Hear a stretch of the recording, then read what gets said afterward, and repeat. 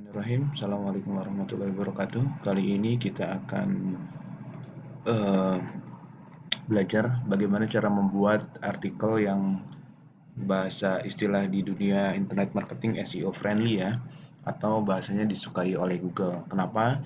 Karena konten still is the king. Jadi konten adalah tetap raja. Jadi apapun algoritma Google, sebanyak apapun perubahan algoritma dari tahun ke tahun, intinya sebenarnya tetap sama saja bagaimana mendeliver, bagaimana Google memberikan konten yang relevan dan sangat bagus buat usernya.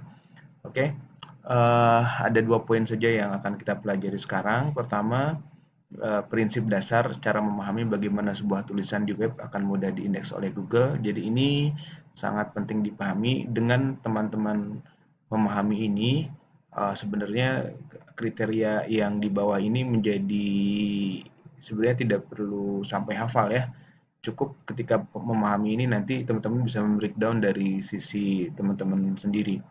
Nah, ini tulisan ini berdasarkan apa yang saya alami dan saya pelajari karena SEO sekali lagi tidak ada yang rumus yang pasti, yang ada hanya dari penelitian, dari testing banyak orang, dari testing para expert SEO di luar sana.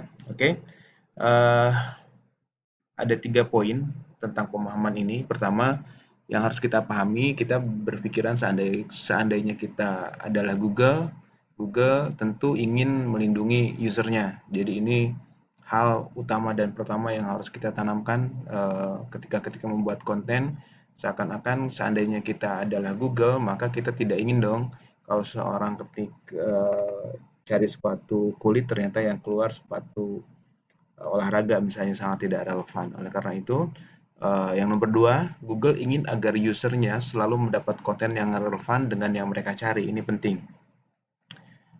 Dan yang ketiga, mesin Google makin cerdas. Jadi kalau saya perhatikan dari tiap update algoritma, learning machine-nya Google ini sangat-sangat cerdas. Jadi dia sudah bisa membedakan mana tulisan yang bermutu, mana tulisan yang tidak bermutu. Bahkan setahu saya sih, sependek yang saya tahu sampai saat ini di dunia internet marketing, tidak ada satupun software yang bisa membuat generate artikel yang kualitasnya sama dengan artikel yang dibuat secara manual. Banyak sekali artikel kreator yang bisa membuat ribuan artikel dalam waktu singkat, tapi kualitas artikelnya sama sekali tidak bisa menyaingi artikel manual yang dibuat oleh manusia.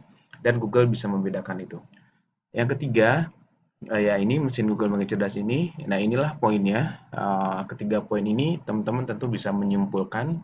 Intinya ketika kita membuat artikel, membuat tulisan di halaman web dengan sangat-sangat lengkap informasinya, maka tentu itu akan lebih disukai oleh Google dan tentunya disukai juga oleh manusia. Jadi ketika manusia merasa tulisan di web kita itu sangat lengkap dan bermanfaat, kemungkinan besar itu akan sangat disukai oleh Google.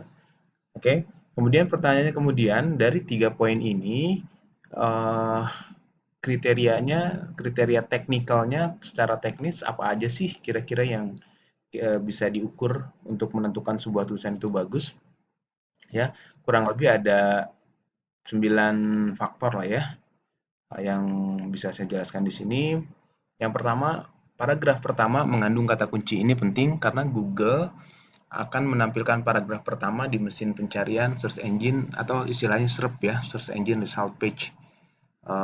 Untuk web yang mempunyai di content management sistemnya, di back end-nya, di admin-nya ada slot buat meta description, ini tentunya tidak masalah. Tapi sekarang Google makin cerdas.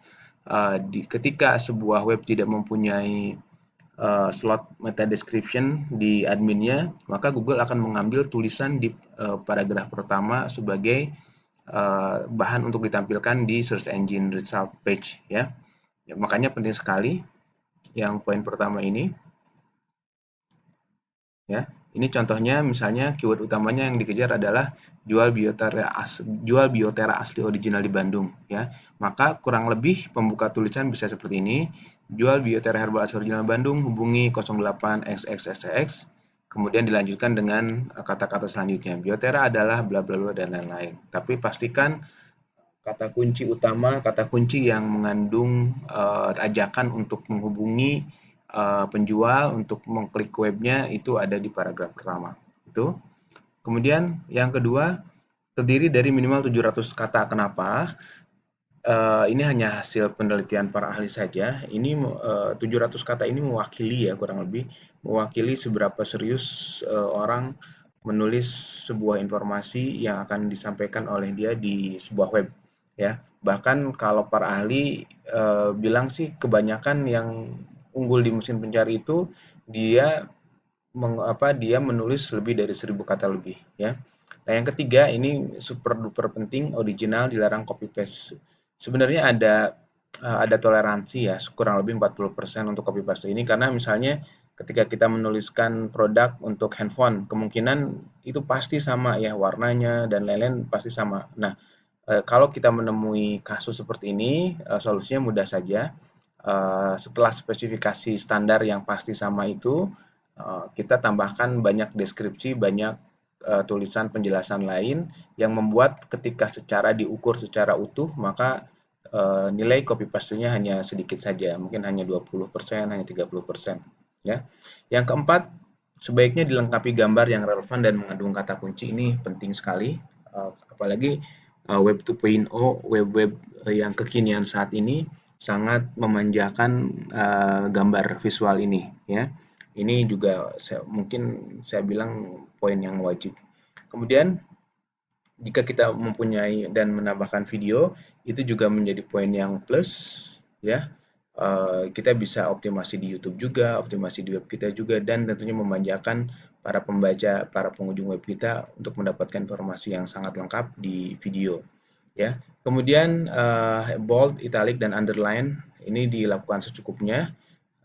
Teman-teman bisa lihat banyak sekali di web-web uh, Liputan 6, web besar ya, di Zalora banyak sekali contoh ketika kata kunci tertentu sama dia di bold atau dimiringkan, tapi secukupnya saja, jangan berlebihan ya. Nah, nomor 7 ini internal link. Internal link yang dimaksud adalah uh, misalnya saya sedang menjelaskan tentang biotera. Kemudian dalam penjelasan itu ada kata-kata yang bisa kita jelaskan lebih lengkap di halaman kita yang lain. Misalnya ketika menjelaskan biotera ada kata-kata tentang herbal dan kata-kata herbal ini dijelaskan lebih lengkap dan lebih lanjut di halaman yang lain, maka kita bisa bikin kata-kata tersebut menjadi anchor text, menjadi link ke halaman yang lain. Ini membuat istilahnya kita memproklamirkan ke Google bahwa semua informasi di web kita ini sudah sangat lengkap ya. Kemudian yang 8, external link juga penting ke web yang terpercaya. Tujuannya adalah kita memberikan informasi pada Google bahwa apa yang kita tulis bisa dipertanggungjawabkan. Misalnya ada definisi kata yang ada di Wikipedia, misalnya kalau saya ngomong tentang herbal, kemudian definisi herbal itu ada di Wikipedia atau di web detik.com atau klik dokter atau apapun web yang istilahnya bukan web abal-abal ya, maka itu akan membuat poin tersendiri di mata Google ya. Yang nomor 9 tentunya harus ada pengulangan keyword yang wajar atau istilah internet marketingnya keyword density, tapi jangan berlebihan, cukup maksimal 2% maksimal ya dari keseluruhan artikel. Oke, itu dulu silahkan dipahami, dibulak-balik, diulang-ulang, terus silahkan coba mulai praktek. Itu saja, semoga bermanfaat. Assalamualaikum warahmatullahi wabarakatuh.